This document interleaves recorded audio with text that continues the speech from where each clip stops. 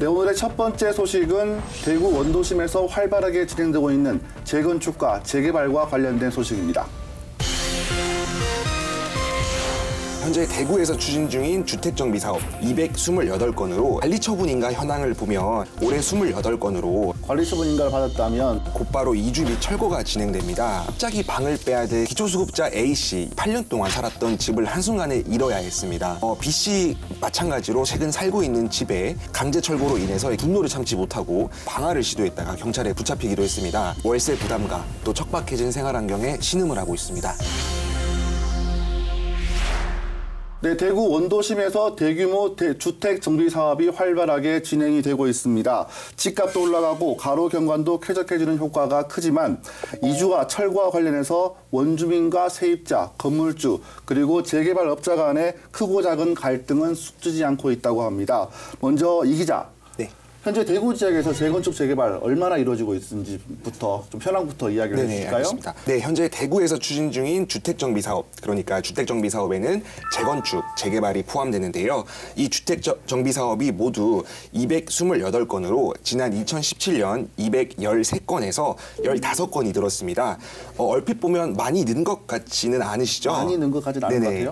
네, 그러나 이제 관리처분인가 현황을 보면 지난 2017년 11건에서 올해 28건으로 대폭 늘었습니다. 여러분, 관리처분 인가 계획 건수를 유의하셔야 되는데요. 왜 유의하셔야 되냐면은 주택정비 사업의 가장 핵심적인 절차이기 때문입니다. 네, 조 기자. 네. 관리처분 계획 인가라는 게 어떤 것인지부터 좀 짚고 넘어가야 될 것 같습니다. 네, 관리처분 인가 계획이라는 게 사업지 내에 있는 토지나 또는 아니면 주택 건물을 정리를 하는 겁니다. 정리를 해서 이 지주가 보유한 지분의 크기만큼 아파트를 배분하는 절차를 얘기를 하는데요. 정비 사업의 마무리 단계입니다. 그렇기 때문에 관리처분 인가 계획이 끝나면은 곧바로 그 지역에 있던 주민들은 이주를 하게 되고 철거 작업이 진행이 됩니다. 네. 현재 대구에서는 모두 28곳에서 관리처분 인가가 났습니다. 네. 났는데 좀 소개를 해드리면은 중구에서는 4곳입니다. 달성동이고 동구 삼가동 그리고 대봉동, 남산동 등 4곳이고요. 동구에는 효목동, 신암동, 신천 사동 그리고 또 이런 곳들 합쳐서 모두 6곳입니다. 그리고 서구에서는 6곳이고요. 남구에 5곳, 그리고 수성구에 3곳이 있습니다. 달서구에도 2곳이 있는데요. 이런 지역들이 거의 대부분 보면은 단독주택 지구가 많이 있습니다. 그리고 주택 밀집 지역이기 때문에 이런 곳에서 주택 재개발, 재건축이 많이 일어나는 것입니다. 네, 이 기자. 관리처분 인가를 받았다면 이제 이주가 시작이 되고 철거도 된다는 말인데 뭐 내 집 갖고 있는 사람들은 내 집 내놓고 가면 됩니다. 그죠? 근데 세입자들은 어떻게 이주를 해야 되나요? 네, 관리처분 인가 계획이 끝나면 곧바로 이주 및 철거가 진행됩니다. 갑자기 방을 빼야 될 세입자, 또 이제 주거 빈곤층도 늘어난다라는 뜻인데요. 네. 이런 주거 빈곤층이 늘어나면서 각종 문제가 가시화되고 있습니다. 기초수급자 A씨, 이분은 대구 서구에 이제 사셨던 분인데, 네. 이분 같은 경우에는 이제 지난 8년 동안 살았던 집을 한순간에 잃어야 했습니다. 세입자시죠, 그죠? 그렇죠. 네. 지난 10월 이제 쫓겨나면서 바로 그 집 앞에 텐트를 치고 이제 항의를 하시면서 지금 거주하고 계셨었는데요. 네. 집이 재개발 부지 안에 포함돼 대책 없이 길거리에 나앉게 된 겁니다. B씨 마찬가지로 서구에 사셨던 분인데 이분은 이제 최근 살고 있는 집에 강제 철거로 인해서 이렇게 공무원분들이나 이렇게 철거업자들이 들어오니까 이게 너무 싫었던 나머지 분노를 참지 못하고 집에 휘발유를 뿌리고 방화를 시도했다가 경찰에 붙잡히기도 했습니다. 네. 이렇듯 이제 법적인 장치가 없는 상황에서 자꾸 이런 문제들이 불거지고 있는 상황인데요. 그러니까 세입자들에 대한 대책은 없다는 말씀이시죠, 그죠? 그러니까 이 기자가 이제 이런 경우로 내몰린 사람들을 직접 추적해서 취재를 했다고 들었는데요. 네네. 어떤 내용입니까? 한번 이제 추적을 해봤는데요. 정말 모래알처럼 흩어져 버렸습니다. 대구 동구 신암동과 중구 이제 북성로 대구역 일대 뭐 많은 시민분들도 아시겠지만 대구의 대표적인 쪽방 밀집 지역이었는데요.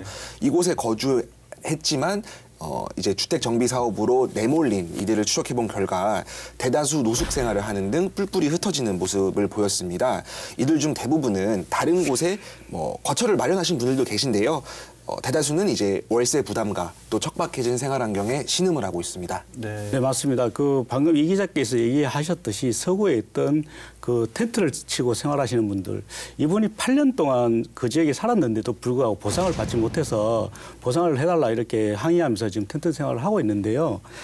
재개발 인가가 난 이후에 들어온 분들은 보상을 받지 못합니다. 이 법적으로 보상을 안 해주더라도 의무가 없기 때문에, 그래서 재개발 조합이라든지 이런 데서 좀 도움을 주기 위해서 보상을 일부 해주면은 그나마 다행인데, 보상에 대한 의무가 없기 때문에 전혀 해주질 않고 있거든요. 네. 그렇기 때문에 이런 그 어려운 사람들이 길거리로 나앉을 수밖에 없는 구조가 되는 것이죠. 제가 만났던 그 동구에 있는 한 그 모텔에서 만난 쪽방 주민도 마찬가지였는데요. 이분 같은 경우도 갈 곳이 없어서 결국은 모텔을 구하다 마지막 남은 이제 모텔로 왔습니다. 왔는데 달로 월세를 내는 그런 그렇죠. 모텔인가 봐요. 그 매월 뭐 한 30만 원 정도 내고 있다고 하는데요. 그런데 뭐 이미 그 돈을 내고 나면은 다른 걸 할 수 있는 상황이 아니기 때문에 그냥 찬기를 그대로 느끼면서 자고 있었고요. 또 그러다 보니까 이제 그나마 그 찬기를 좀 유지하기 위해서 그 술을 마시고 좀 술에 취한 상태였습니다. 그런데 이분 말씀도 그동안 한 번만 이렇게 이사를 한 게 아니라 2번, 3번 이렇게 쫓겨서 결국 마지막까지 왔다고 하거든요.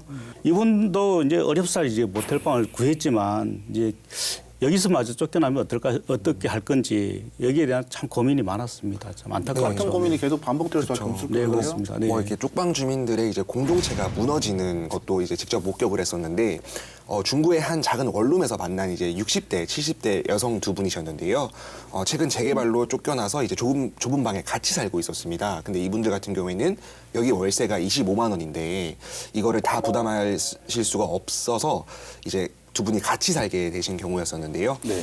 그러니까 북송로 인근에서 오랫동안 살다가 이제 갑자기 보상을 한 푼도 못 받고 쫓겨나게 됐는데, 문제는 이제 이분들이 그 전에 이제 계셨던 곳은 쪽방이다 보니까 뭐 쪽방 주민 상담소라든가 아니면은 봉사활동을 온 대학생들, 이렇게 조금 만날 분들도 많았고 그 주위에 주민분들도 좀 많으셨는데, 이분들이 지금 이제 원룸으로 이사를 와버리니까 이게 모든 것들이 다 단절이 돼버렸습니다. 그래서 이제 한 주민분은, 그 살고 계신 주민분은 이제 재개발로 내몰릴 당시에 이웃 주민들이 지금 어디로 갔는지 하나도 잘 모르겠다.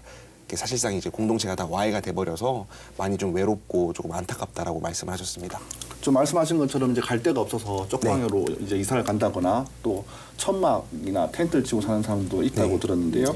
서울에는 이제 세입자를 위한 제도적 장치가 있다고 들었습니다. 뭐 한겨울에는 뭐 강제 이주를 안 시킨다든지 이런 게 있다고 하는데 어떤 게 좀 있습니까? 네, 대구보다 일찍 대규모 정비 사업에 따른 강제 철거 문제점을 겪어왔던 서울시는 지난 2012년부터 강제 철거 예방과 또 세입자 권리 보장을 위한 제도적 장치를 마련하고 있습니다. 네.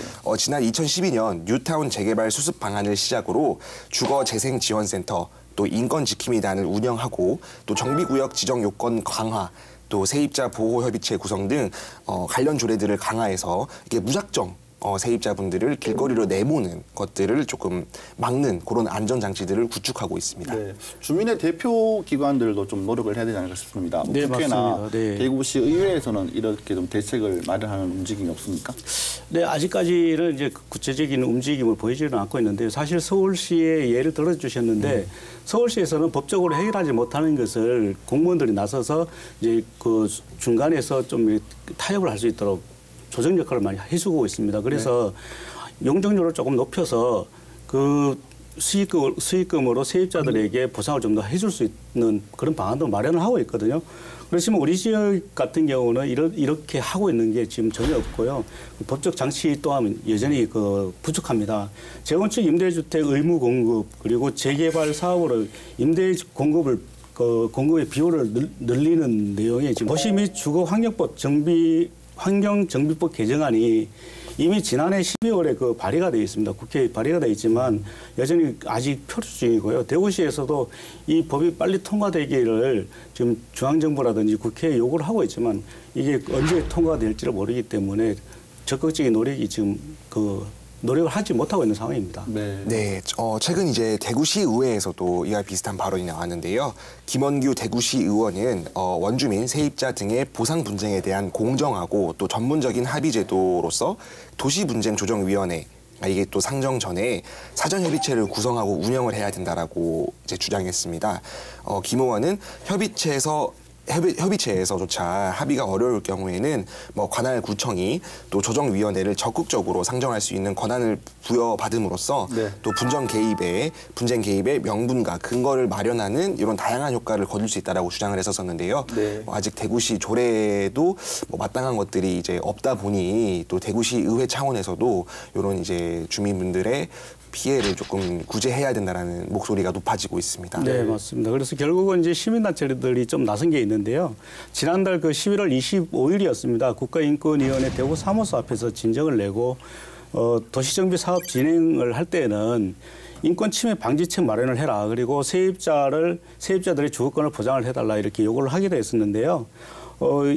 이들 인권단체들은 그 각종 국제규약 그리고 유엔 인권위 결의에 각국 정부는 도시정비 사업을 할 때는 강제퇴거를 방지할 그 제도적 장치를 마련하기를 권고를 하고 있다 이렇게 주장을 했습니다. 그러면서 대구에서 지금 현재 진행되고 있는 대규모 정비 사업에 대해서는 강제 퇴거를 그 수반의 세입자와 원주민의 주거권을 심각하게 지금 침해하고 있는데 이 부분들에 대해서 대구시가 적극 나서야 된다 이렇게 요구를 했습니다.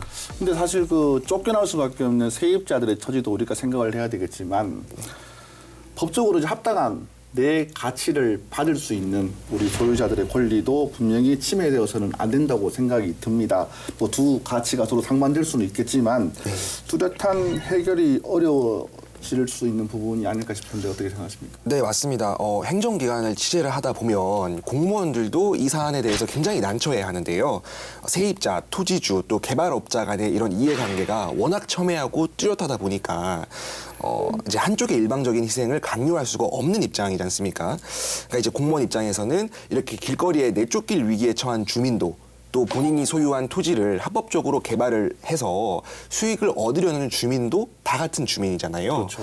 그러니까 조금 관계법을 토대로 이제 행정 집행을 하는데 공무원들은 이렇게 하는데 관련 법 자체가 이제 마련돼 있지 않다 보니 이런 것들이 조금 계속 이런 난처한 상황들이 이어지고 있다는 지적입니다.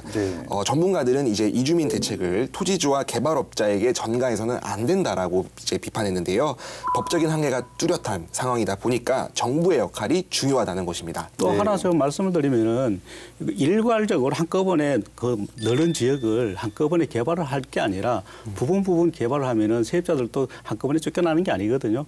이런 그 개발 방법도 좀 고려를 해야 된다 이렇게 시민단체들도 얘기를 하고 있습니다. 네. 관련해서 제가 지역의 한 대학교 전문가, 이제 부동산학과 교수의 말씀을 한번 적어봤는데 수익성에 민감한 주택정비사업 특성상 세입자 이주 철거 보상이 토지주 그리고 개발업자들에게 전가되면 결국에는 개발이 중단될 수도 있다. 이렇게 우려하는 시선도 있더라고요. 각종 편법이 발생할 수도 있고 또 여러 가지 다른 문제가 초래할 수 있는 그런 가능성이 있다는 건데 이렇기 때문에 정부나 우리 뭐 광역자치단체가 나서서 지원책을 마련해야 되는 거 아닌가 그런 생각을 해봅니다.